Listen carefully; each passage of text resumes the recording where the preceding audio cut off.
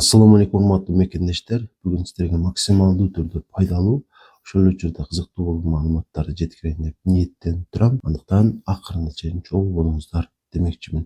Бүгүн жүрөк кан тамыр системасы жана анын оорулары тууралуу сиздерге сүйлөп бермекчимин.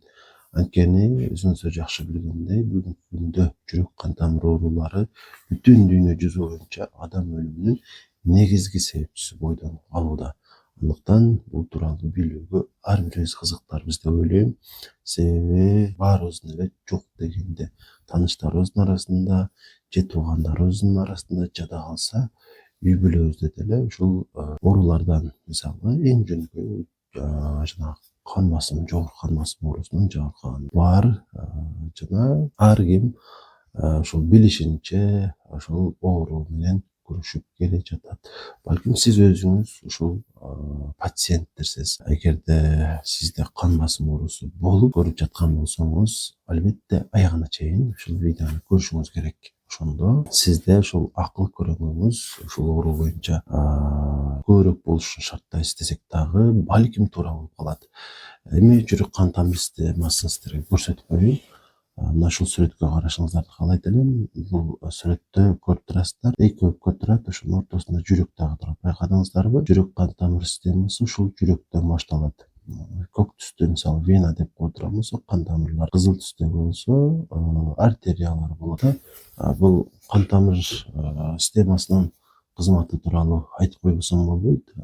Кан тамырлар бул мындайча айтканда транспортто бардык денебиздеги клеткаларга, миллиарддаган клеткаларга азык заттарды жеткирип берет. Эң башкысы кислородду жеткирип берет жана ал жерден ашкан калдыктарды кайра жүрөккө кайра алып келет. Ушул кызматты негизинен биздин жүрөк кан тамыр системабыз аткарат жана бул өтө маанилүү экендигин сиздерге дагы бир ирет айтып өтмөкчүмүн. Анан денебиздин бардык бөлүгү ооруган сыяктуу эле кан тамырларыбызда дагы ошол оорулар болот, өнөкөт оорулар болот. Анан эгерде жүрөк кан тамыр системасында оору боло турган болсо, тилекке каршы организм анча сездире бербейт. Ошол себептүү көбүнчө өтүшүп кеткенден кийин кайрылган учурлар көп болот. Эми жүрөк кан тамыр системаларын кантип текшеребиз? Кыскача айтып коеюн, эң негизгиси ушул биринчи кардиолог врачтын көзөмөлүнө барыш керек. Бир ирет болсо дагы кардиологко көрүнгөнү барасыз. Ошол сизди текшерет. Кантип текшерет? Албетте даттанууларыңызды угат. Андан кийин эң жөнөкөй аппарат бар, мына ушундай фонендоскоп деп коебуз. Бул аркылуу сиздин кан басымыңызды текшерет. Анан бүгүнкү күндө ушул көпчүлүк эле кан басымы бийик болгон бейтаптарыбыз электрондук ушундай текшере турган аппараттарды колдонуп жүрүшөт. Бирок мен сиздерге айтып өтөйүн, бул электрондук кан басымды текшере турган аппараттар көбүнчө туура эмес маалымат берип коет. Мен жакында эле өзүм күбө болдум. Бир бейтап келди, ушул аппарат менен текшергенде 130 чыкты дагы кан басымы өдө жагы. Анан өзүнүн аппараты менен текшергенде 176 чыкты. Анан ошол аппаратты мен өзүм дагы текшерип көрөйүн деп, өзүмдүн кан басымды текшерип көрсөм, меникин дагы 135 көрсөттү. Негизи менин кан басымым эч качан 110дон ашкан эмес. Дайыма эле ошол атайын болбосо да кээде өлчөп калган учурлар болот. Ошондо дайыма кан басымым нормага чыгат. Демек, ушул сөздөн улам сиздер ишенсеңиздер болот. Ал электрондук аппараттар жарабайт. Аны менен текшертпей эле коюңуздар. Андан көрө ушундай фонендоскоп бар.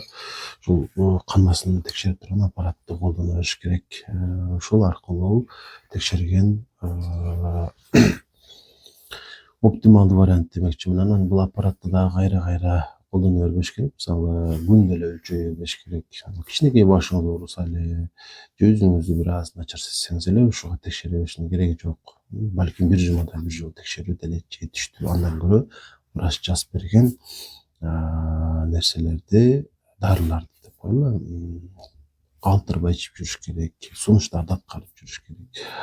Анан эмне үчүн жүрөк кан тамыр оорулары бүгүнкү күндө өтө көп ушул суроого жооп издеп көрөлү. Албетте эң башкы себеп бүгүнкү жашоо образыбыз кандайча. Бул учурда эки факторду келтирсек болот. Эки фактор. Биринчиси албетте аз кыймылдуулук.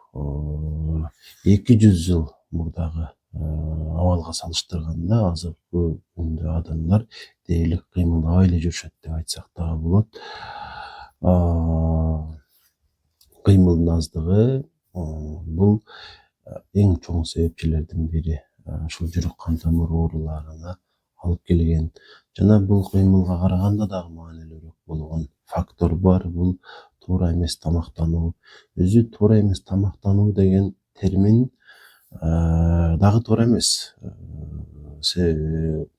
Туура тамактануу деген өзүнчө бир эреже деле жок. Ошондой болсо дагы азыктарга болгон маалыматтуулук бизде болгону жакшы да. Мисалы кээ бир азыктар пайдалуураак болушу мүмкүн. Жана калса көбүрөөк жесек деле, кээ бир азыктарды аз жесек деле бизге көп энергия берип, ошол эле учурда жүрөк кан тамыр системасына дагы көбүрөөк зыянын тийгизип коюшу мүмкүн. Ошол себептүү азык заттарды тандоодо өтө кылдат болушубуз керек. Мен дагы бүгүн сиздерге өзүбүздүн ушу үйдө болгон азыктарды жыйнаган аракет кылмайм. Баарын жыйнай албадым албетте. Анткени көп эле азыктар болот да. Ар бир үйдө ошол азыктардын айрымдары тууралуу сиздерге кыскача ушул маалымат берип өтөйүн. Тагыраагы ушул үйдө болгон ар бир азык биздин кан тамырларыбызга, жүрөгүбүзгө кандай таасир этет, ошолорду айтып өтмөкчүмүн. Демек, алгачкы эле нерсе бул албетте нан болуш керек. Ар бирибиз нан жейбиз. Эч качан мен нанды зыяндуу деп айткан эмесмин. Эң керектүү азык, анткени мында биздин организмибизге керек болгон витаминдер бар, микроэлементтер бар. Жана ошондой эле клетчатка дагы бар. Жоон ишегини жакшы келтирип турушун шарттайт. Көп убакытка чейин ток бармай калат. Толуп кетүүдөн дагы сактана алабыз. Нан жеп туруп аркылуу. Болбосо кайра ачка сезим келе бериши мүмкүн. Ошол себептүү нанды мен ушул жүрөк кан тамыр ооруларын пайда кылуучу фактор деп эсептебейм. Бирок нанды азыраак жегенибиз жакшы. Анткени бул дагы бат эле сиңүүчү углеводго бир жагынан кирип калат.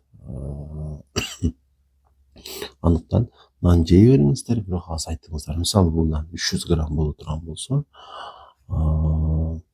эми мисалы сиз жеңилирээк иштерде иштесеңиз, ушунун балким жарымы бир аз ашыкча болуп калат. Эгер сиз оорураак иштерде иштесеңиз, тагыраагы физикалык активдүү болсоңуз, анда сизге ушул нан жетиштүү болот бир күнгө. 3кө бөлүп коесуз дагы, ар жолу тамактанууда ошол 3 жолку тамактанууда 3 бөлөгүн жейсиз.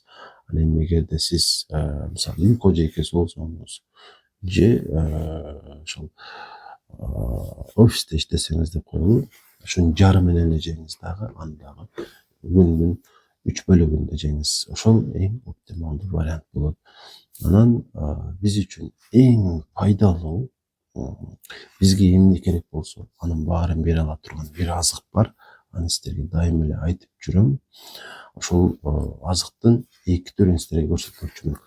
Биринчиси бул сиздер жакшы билген колбаса. Экинчиси болсо кадимки эле эт. Эми экөөнүн салыштыралы бир аз. Бир караганда экөө тең эле ошол эт азыгы болуп эсептелинет. Экөөнүндө тең эле витаминдер бар, бирок чоң айырмачылык дагы бар. Биринчиден, негизи албетте баарыңыздар эле жакшы түшүнүп турасыздар, этти эле сунуштайм.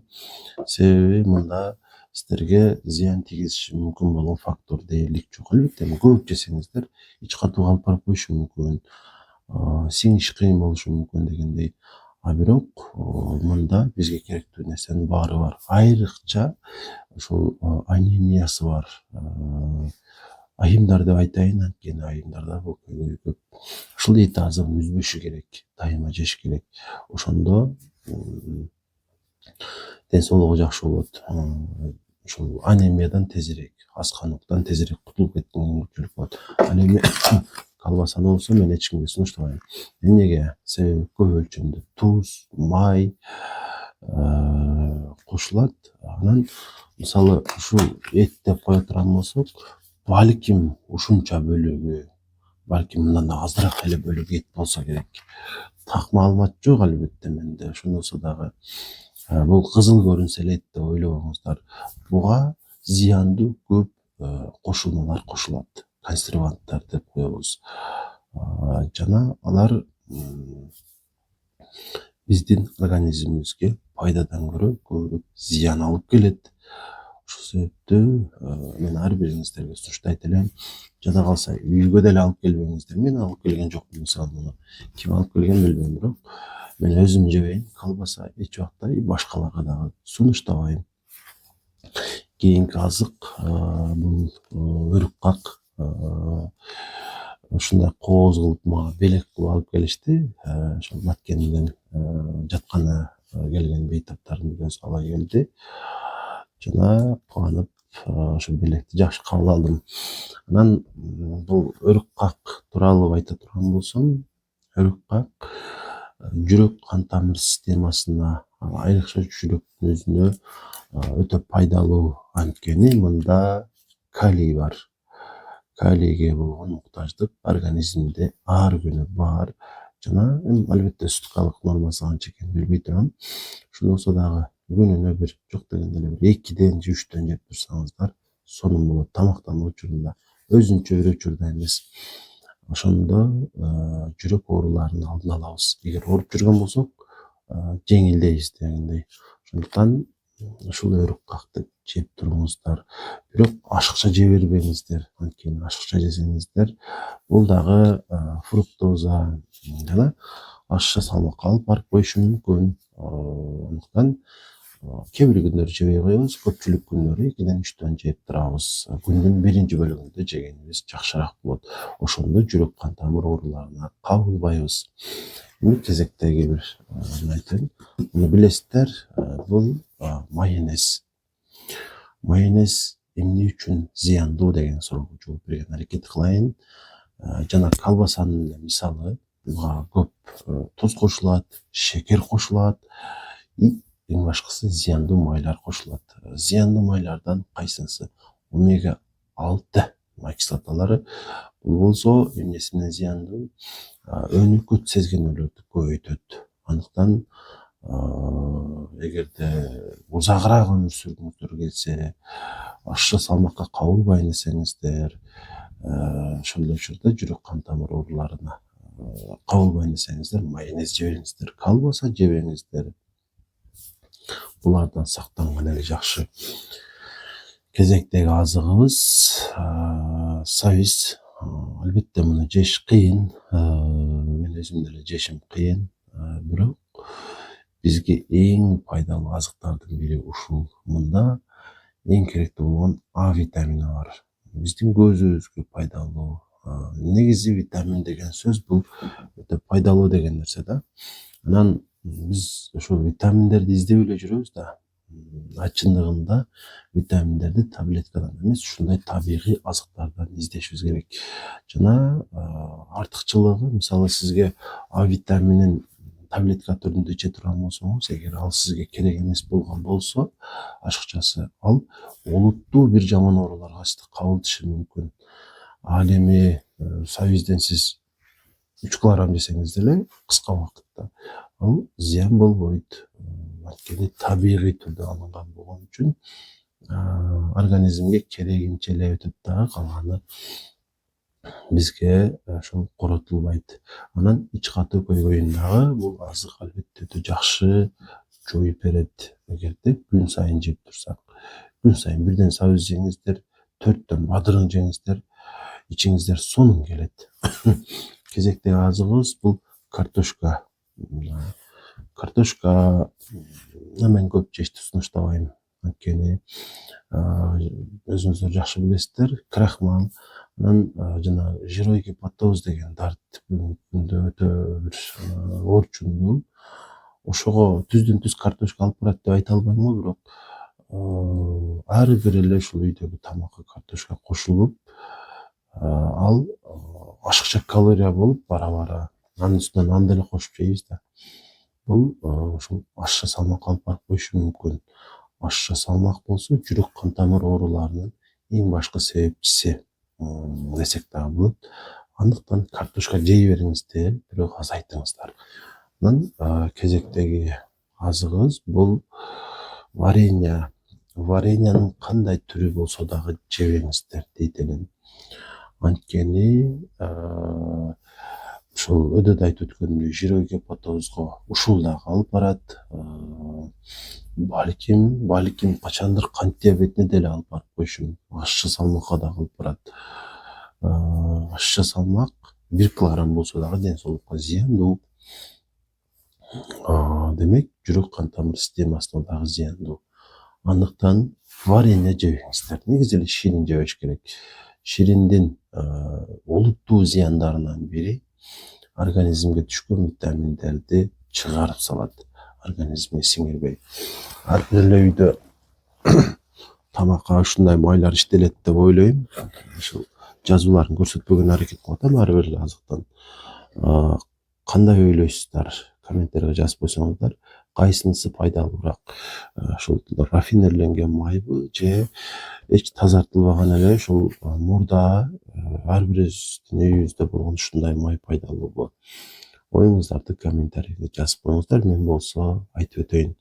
Демек, бул тазартылган май өтө жакшы түтүтпөй деле тамак кыла берсек, даам начарлабайт.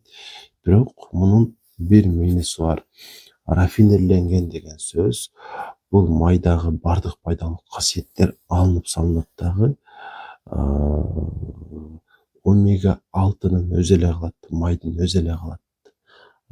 Жана эгерде көп колдонулса, бул өнөкөт сезгенүүлөрдү пайда кылат. Өнөкөт сезгенүүлөрдү күчөтөт убакыт өткөн сайын.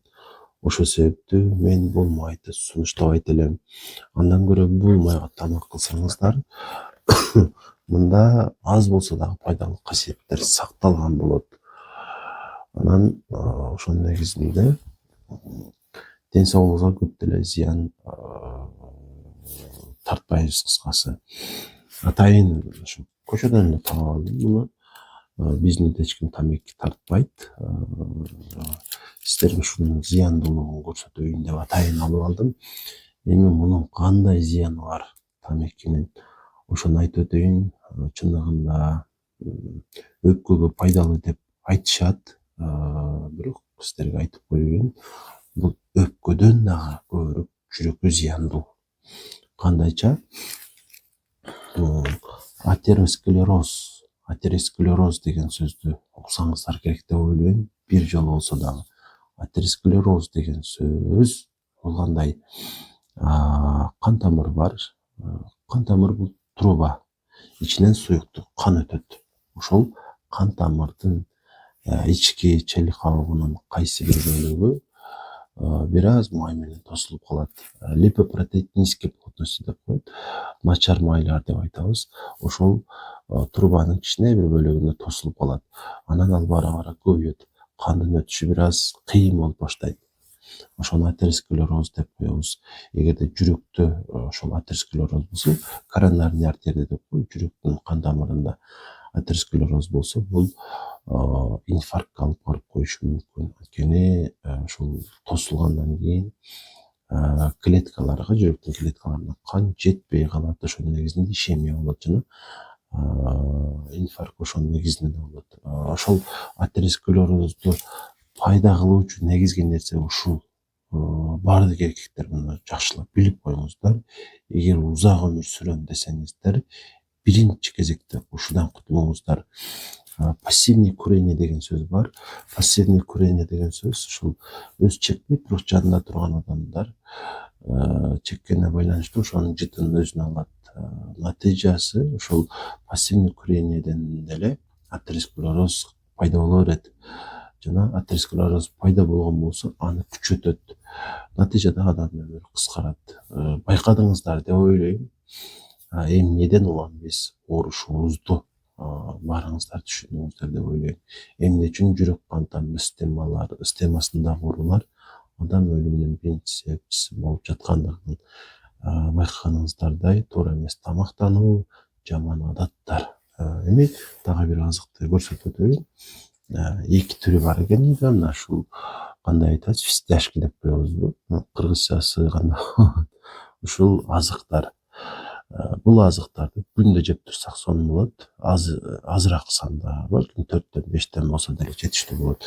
Бул азыктарда мисалы магний, калий, цинк, дагы эмне деген микроэлементтер бар, селен мисалы, ушулардын баарын биз сатып алабыз таблетка түрүндө. Ар кайсы фирманыкын витамин Д, С, Е, ушул витаминдерди биз ичкибиз келсе, көбүрөөк алгыбыз келсе, ал таблеткаларды ичишибиз эмес, ушуга окшогондорду эле жешибиз керек. Ушулар эле бизге витаминдерди толуктап берип коет. Ошон үчүн ушуларды жейли, күндө жейли. Анан ошондо ден соолук жакшы болот.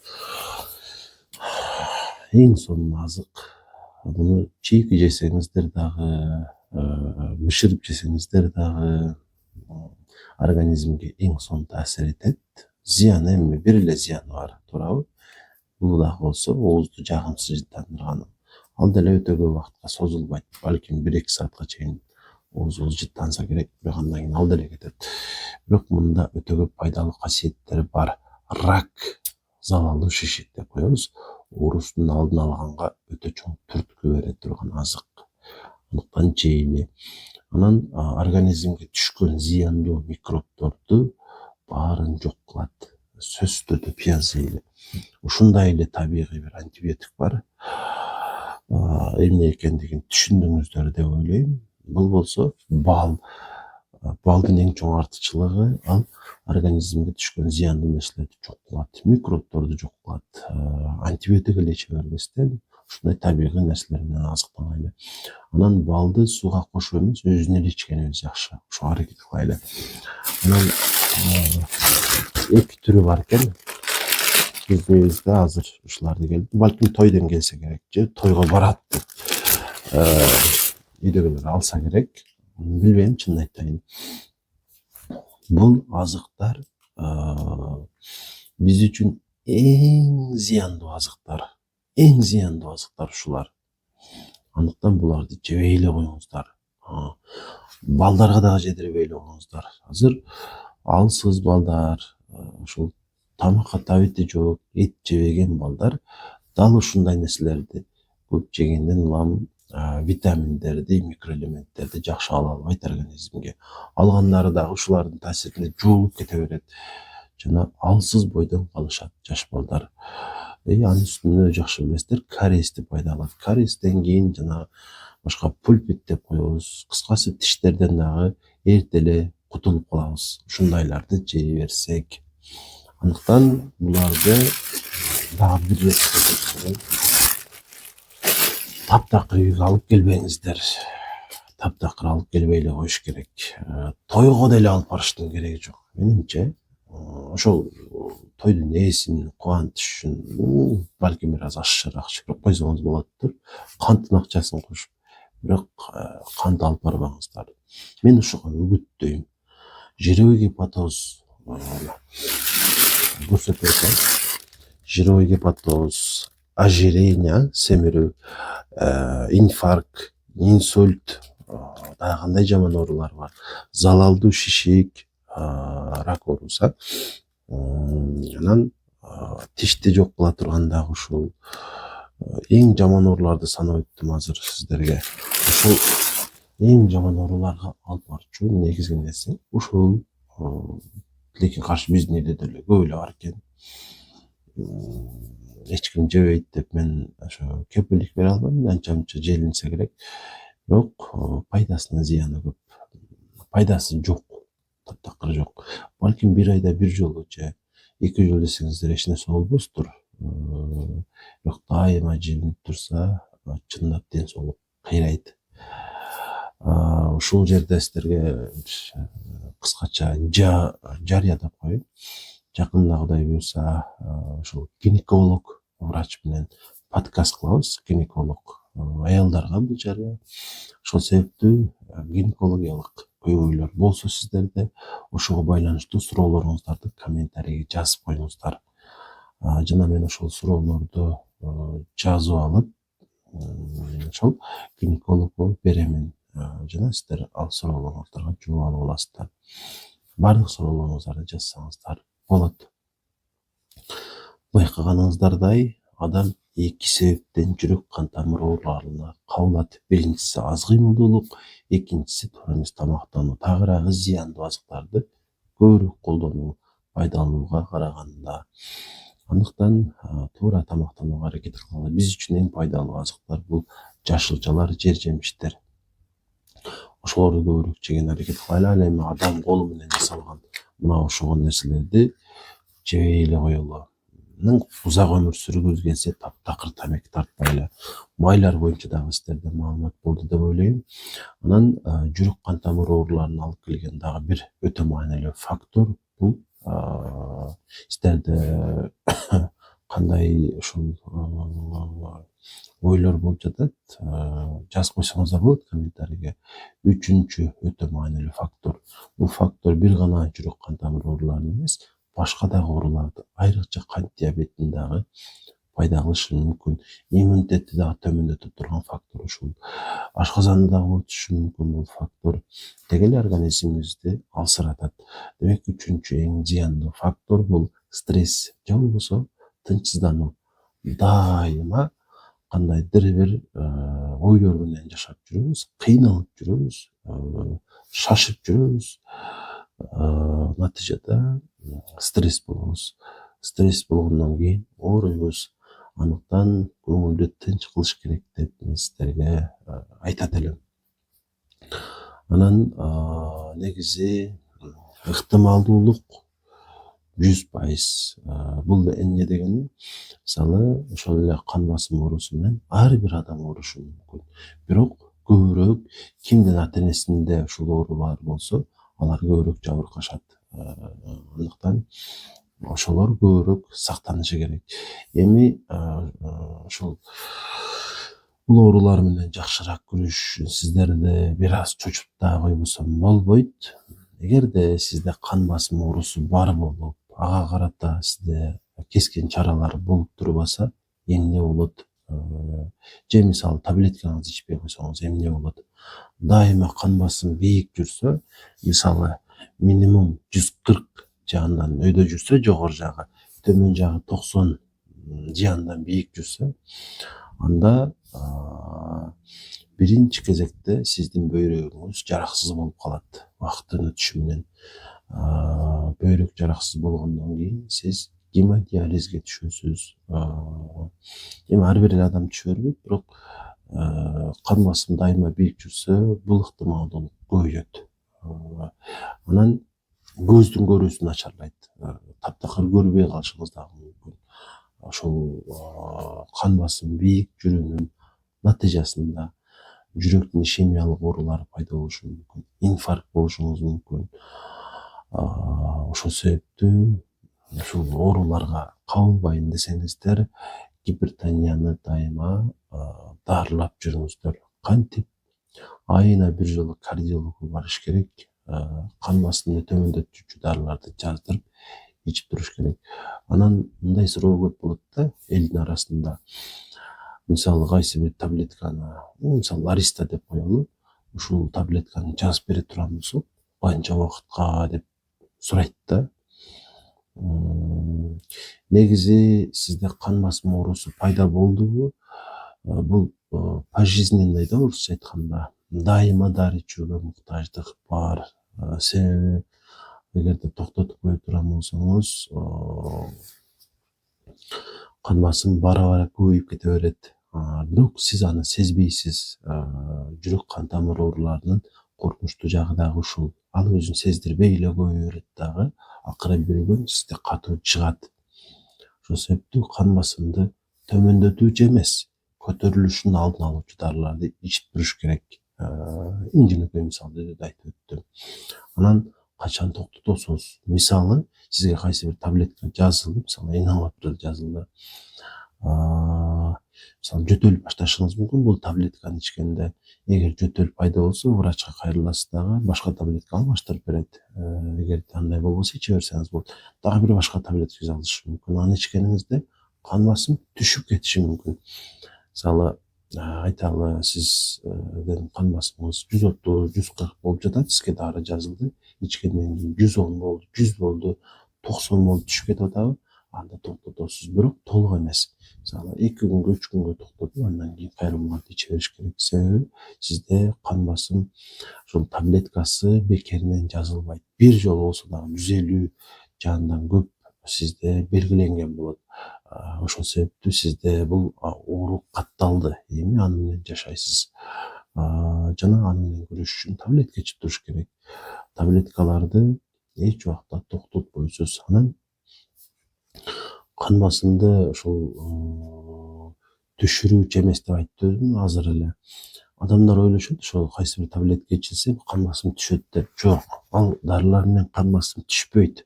Көтөрүлүшүнүн алдын алып турулат. Көтөрүлбөсүн деп ичилет. Ошон үчүн туура кабыл алыңыздар. Анан башка дарылар бар. Мисалы, канды суюлтуучу аспиринди алалы. Ал дагы көбүнчө сунушталат. Бирок ар бир адамга сунуштала бербеши керек. Анализдин негизинде гематокрит, тромбокрит деп коет, тромбоцит деп коет. Ушул анализдин жыйынтыгында ушулар ашыкча чыгып жатса, тромбоцит өзү менен адашпасам 380 болуш керек, максимум 380ден жогору болуп кетип атса, ошондо сунушталат.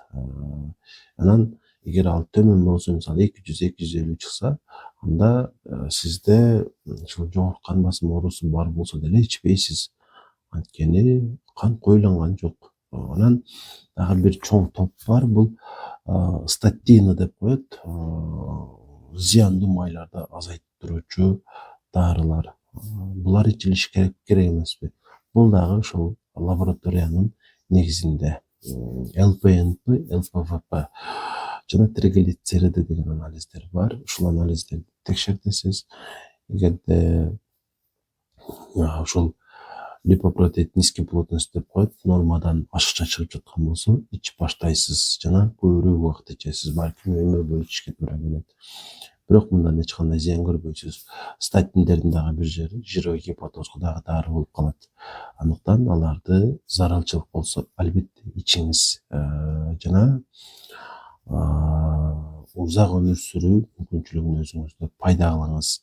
Статиндерди токтотпош керек. Эгерде сизде ушул дарыларды ичүүгө муктаждык пайда болсо, жок дегенде сиздин өмүрүңүздү 5-6 жылга узартышы мүмкүн. Албетте эми адам канча жашашы Аллах Тааланын колунда, анын эркинде. Ошондой болсо дагы сактанганы сактайт. Анан бул сөздөр, мисалы, мен сиздерге азыр айтып берип жатпаймынбы? Ден соолукту сактай турган, анын начарлашын шарттай турган бир маалыматтарды. Бул нерселерди мен өзүмөн айтпайм. Анткени менде ушул тубаса жөндөм жок. Тубаса жөндөм дээрлик болбойт эч кимде. Сизге медициналык маалыматты бирөө айтып жатабы? Демек ал кайсыдыр бир жерден окуган. Ошонун негизинде сүйлөп жатат. Айткым келген сөз бул фактылар, илимпоздор тарабынан аныкталган жана сунушталган протокол деген нерсе бар. Ушул оорулар боюнча протоколдор бар. Ушул протоколго таянып сиздерге сунуштарын берип келебиз. Жана бул бүгүнкү күндөгү алтын стандарт десек дагы болот да. Себеби адам өмүрүнүн чектелиши же болбосо узагыраак болушу ушул протоколдорго таянып жасалган аракеттерден дагы көз каранды. Анан мисалы үчүн кан тамырды тазалоо деген бир бүгүнкү күндө термин пайда болду. Кан тамырды биз эмне кылсак дагы тазалай албайбыз. Ишенип коюңуздар, мунун мүмкүнчүлүгү жок.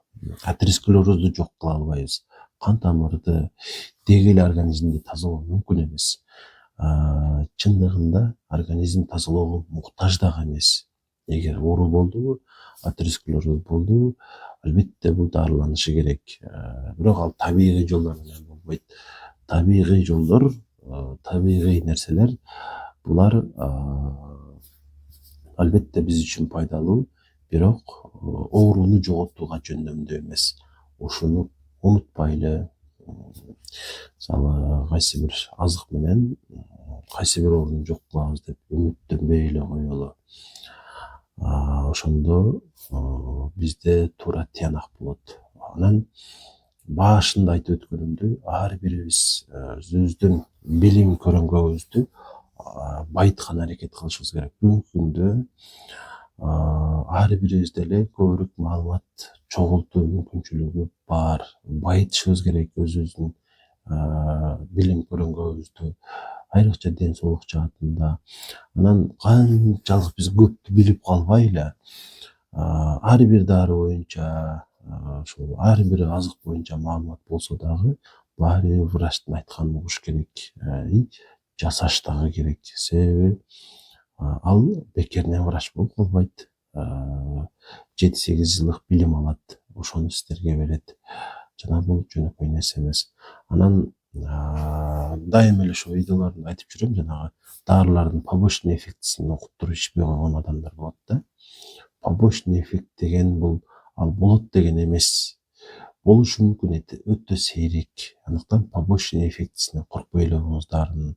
Эгерде мисалы сиз сизге аторис жазылган болсо, ошол атористи ичпей кое турган болсоңуз, побочный эффектилеринен коркуп, ошол ичпей койгондогу зыян дарыны ичкендеги зыяндан караганда көп болот. Бул факт.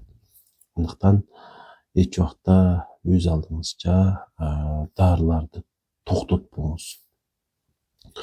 Жүрөк кан тамыр оорулары тууралуу дагы нелерди айтса болот. Негизи керектүү болгон алгачкы ушул фактыларды сиздерге жеткирдим деп ойлойм. Катардагы врач катары.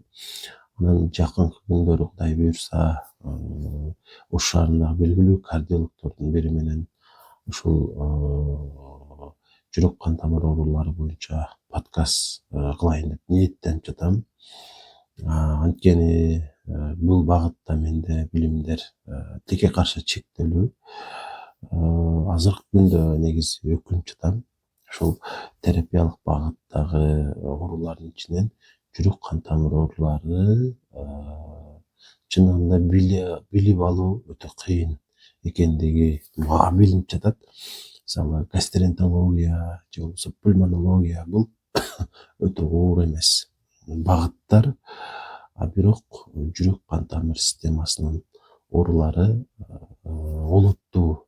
Анан өзгөчө көңүл бура турган оорулар болот да. Ошол себептен кардиология боюнча дагы балким жакынкы жылдары тереңирээк билим алсам керек.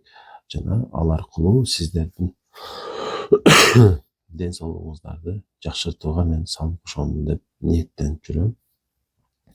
Анан жеке мага ушул кабылдоомо келе турган же болбосо мен иштеген ооруканада жатып дарыланам деген бейтаптарга дагы албетте кыскача маалымат берип коеюн. Ош шаарында 2-3 жерде жеке клиникаларда иштейм.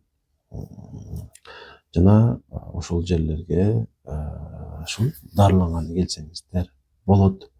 Байланышуу үчүн 0504 44 55 28 0504 44 55 28 номерине жазасыздар, жазсаңыздар деле болот. Жооп берем. Анан ушул эле номерге байланышып онлайн консультация алсаңыздар дагы болот. Анан буга чейин мага көрүнгөнү келип кеткен бейтаптарга билдирүү. Демек, бир эле пациент көп жолу келген учурлары аз болот. Жана көпчүлүк пациенттер бир эле жолу келет. Эми муну эмнеге жоебуз? Муну мындай болуп калат да.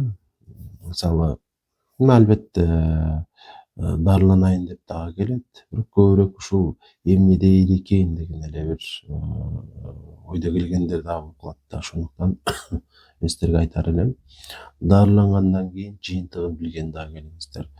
Алгачкы жолу келгендеги төлөм 1 айга чейин жетет. 1 айдын ичинде 3 жолу келсеңиздер дагы болот. Ошон үчүн сиздерге айтар элем, тыгыз байланышта боло бериңиздер. Врач менен канчалык тыгыз байланышта болсоңуздар, ден соолугуңуздар дагы ошончолук жакшы болот. Бүгүнкү ушул сиздерге жеткиргим келген негизги маалыматтар жеткирдим деп ойлойм. Мага байланышуу мүмкүнчүлүгүн дагы өтө айтып өттүм.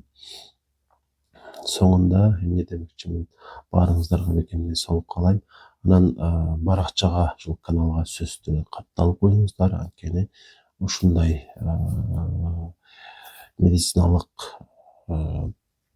фактылар байма-бай чыгып турат. Подписацияны басып коюңуздар. Анан комментарийге ойлоруңуздарды жазсаңыздар болот.